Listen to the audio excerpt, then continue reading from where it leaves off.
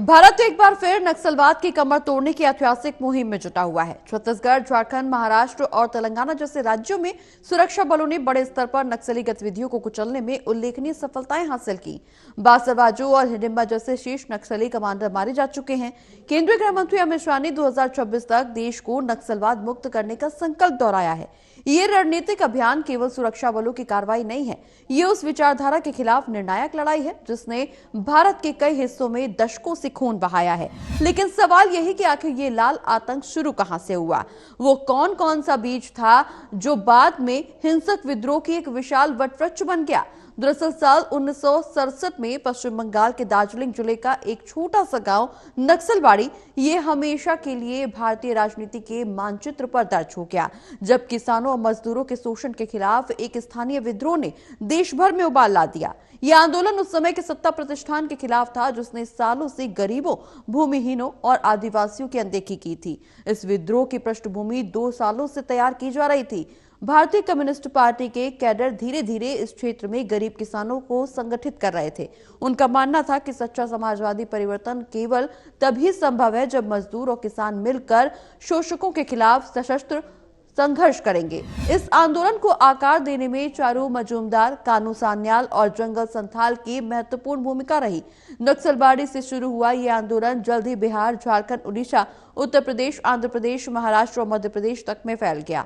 साल 2000 के बाद मध्य प्रदेश से छत्तीसगढ़ और बिहार से झारखंड अलग राज्य बने और नक्सली गतिविधियों का केंद्र बिंदु बना बस्तर, विशेषकर अबूझमाड़ का घना जंगल, जो आज भी माओवादियों का सुरक्षित गढ़ बना हुआ है। आंदोलन के कई गुटों ने भूमिगत लड़ाई को अपनी रणनीति बनाया।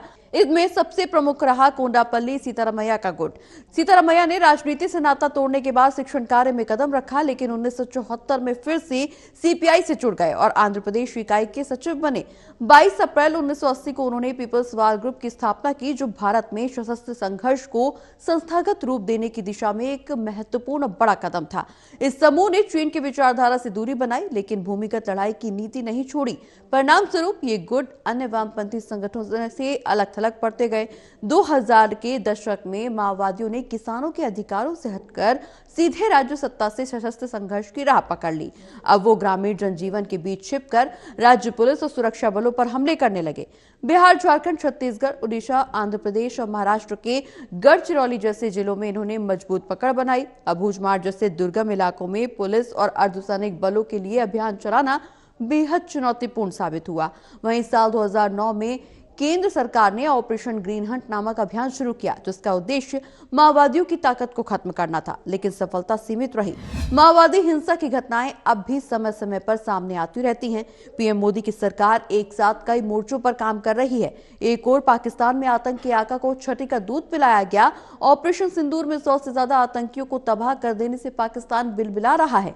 वहीं दूसरी ओर सरकार ने नक्सलवाद पर बड़ा प्रहार किया है। सुरक्षा बलों ने इसी महीने 50 से ज्यादा कट्टर नक्सलवादी को बड़े ऑपरेशनों में मार गिराया है। मारे गए नक्सलियों में 1.5 करोड़ का इनामी बसवाराजू भी शामिल है। इसे नक्सलियों का हाफिज सईद भी कहा जाता है। सुरक्षा बलों ने छत्तीसगढ़ के नारायणपुर जिले के अबूझमाड़ के जंगल में चलाए ऑपरेशन में 27 नक्सलियों को ढेर किया। इससे पहले छत्तीसगढ़ तेलंगाना बॉर्डर स्थित करेगुट्टा के पहाड़ों पर सुरक्षा बलों ने 24 दिनों तक चले ऑपरेशन में 31 नक्सलियों को मार गिराया। इनमें 16 महिला नक्सली और 15 पुरुष नक्सली शामिल है। छत्तीसगढ़ के डीजीपी के मुताबिक नक्सलियों ने पहाड़ में लगभग 250 गुफाओं में ठिकाने बना रखे थे। बड़े कैडर के इलाज के लिए अस्पताल और हाईटेक हथियार बनाने के लिए 4 फैक्ट्री भी बनाई गई थी। जवानों ने सभी ठिकानों को निस्तनभूत कर दिया। वहीं केंद्रीय गृह मंत्री अमित शाह का कहना है कि जिस पहाड़ पर कभी लाल आतंक का राज था, वहां आज शान से तिरंगा लहरा रहा है।